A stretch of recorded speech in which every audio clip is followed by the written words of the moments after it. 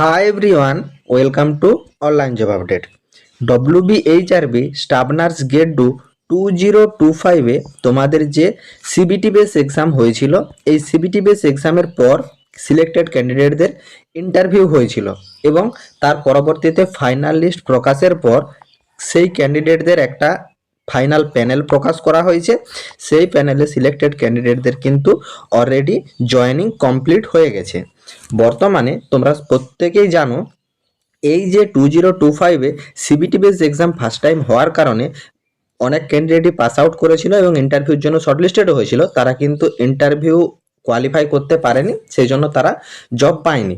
Ultimate সেই স্টুডেন্টরা CBT base exam যারা পাস আউট হয়ে আছে, ম্যাক্সিমাম ক্যান্ডিডেট কিন্তু এখন একটা আন্দোলনে সামিল হয়েছে। তাদের দাবি যে সিবিটি বেস পাস আউট ক্যান্ডিডেটদেরকে কিন্তু জব দিতে হবে এবং সেই পরিপ্রেক্ষিতে সর্বশেষ যে আন্দোলন, সেই আন্দোলনের দিন স্বাস্থ্য দপ্তর থেকে যে বার্তাটা প্রোভাইড করা হয়েছে সেটা তোমাদেরকে ইন ডিটেলসে দেখিয়ে দিচ্ছি এবং জানাচ্ছি। এবং তাছাড়া তোমাদের এই যে সিলেক্টেড ক্যান্ডিডেটরা আছো 2025-এ, সেটা জিএনএম ক্যান্ডিডেট হও বা বিএসসি ক্যান্ডিডেট হও, তোমাদের কি এই প্যানেলের মধ্যে জায়গা পেতে পারো বা কতগুলো ক্যান্ডিডেট পেতে পারো তার যাবতীয় আপডেট জানিয়ে দেবো আজকে এই ভিডিওর মাধ্যমে। ভিডিওটি তোমাদের জন্য ভীষণ ইনফরমেটিভ হতে চলেছে, তাই তোমরা ভিডিওটা স্কিপ না করে শেষ পর্যন্ত দেখতে থেকো এবং তোমাদের যতগুলো হোয়াটসঅ্যাপ গ্রুপ আছে প্রত্যেকটি গ্রুপে ভিডিওটি বেশি বেশি করে শেয়ার করো।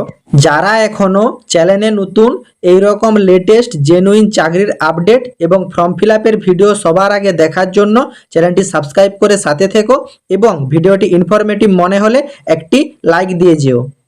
WBHRB স্টাফ নার্স গ্রেড 2-তে যেসব ক্যান্ডিডেটরা 2025-এ CBT base exam pass out করে ফাইনাল প্যানেলে নিজেদের জায়গা করে নিয়েছিল, ঠিক সেই লিস্ট থেকেই 150 থেকে 200 জনের মতন ক্যান্ডিডেট কিন্তু জয়েন করেনি। এটা কিন্তু তোমাদের একটা সূত্রে জানা গিয়েছে এবং তার ডিটেলস ভিডিও আমাদের যারা স্টুডেন্ট আন্দোলনে সামিল হয়েছিল তারা কিন্তু শেয়ার করেছে। সেই ভিডিওটাও তোমাদেরকে ইন ডিটেলসে দেখিয়ে দেব।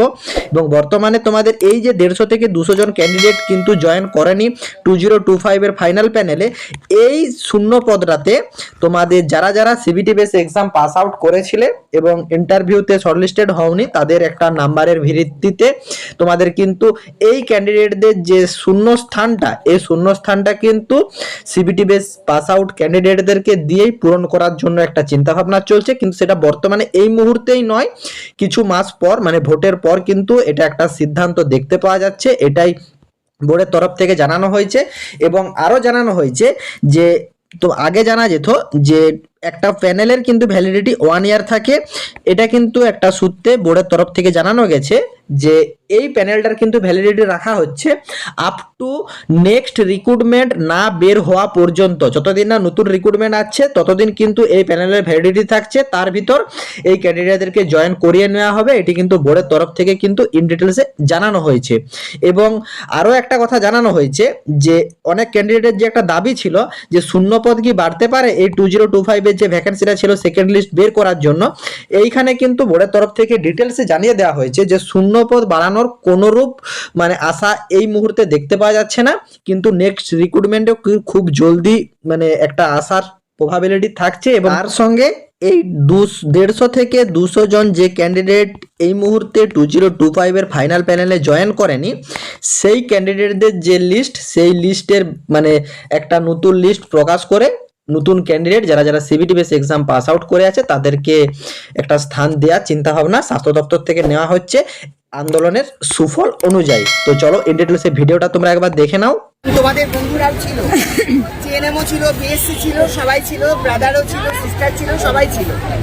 যেটা কথাবার্তা ওখানে হলো সেটা হচ্ছে যে ভ্যাকেন্সি এই মুহূর্তে রাতারাতি কোনোভাবেই ভ্যাকেন্সি এই মুহূর্তে বাড়বে না। কিন্তু একটা জিনিস শুধু এটা জানা গেল আজকে, সেটা কিন্তু এই তোমরা সবাই এক জায়গায় হয়েছো এই নিয়ে আজকে 3 দিন এলে বোধ হয় তোমরা 5 দিন, যাই হোক, তোমরা এই যে লাগাতার ভাবে আসছো, জিনিসটাকে মানতে পারছো না, মানছো না, সেটা বোঝাচ্ছ। এই যে তোমরা আন্দোলনটা করতে চাইছো, প্রতিবাদটা করছো, তোমরা বলতে চাইছো একটা কথা, তারই একটা ফলাফল হচ্ছে যে তোমাদের এই যে যাদের ইয়ে হয়েছে ফাইনাল লিস্টে যারা মানে যারা অ্যাপয়েন্টমেন্ট পেয়েছে তাদের মধ্যে থেকে এনাদের কাছে নাকি খবর আছে 150-200 জন জয়েন করবে না, তারা বোধহয় কোথাও পেয়েছে বা কিছু। তাহলে এই 150-200 জনকে এই যে প্যানেল আছে এই প্যানেল থেকেই নেবে। এরপরে ধরো যারা রিটায়ার করবে এরকম, তার মানে এটা 1-2 মাসের মধ্যে নয়, পরে যখনই দরকার হবে অথবা নেক্সট নোটিফিকেশন হবে যে নার্সিং পার্সোনালদের নেওয়া হবে, নার্সিং জিএনএম পোস্টে নেওয়া হবে, এই যে নোটিফিকেশন হবে সেই নোটিফিকেশনের আগে পর্যন্ত আজকে যে প্যানেলটা এখন যে প্যানেলটা আছে শর্ট লিস্টেড প্যানেল সেইটা ভ্যালিড থাকবে।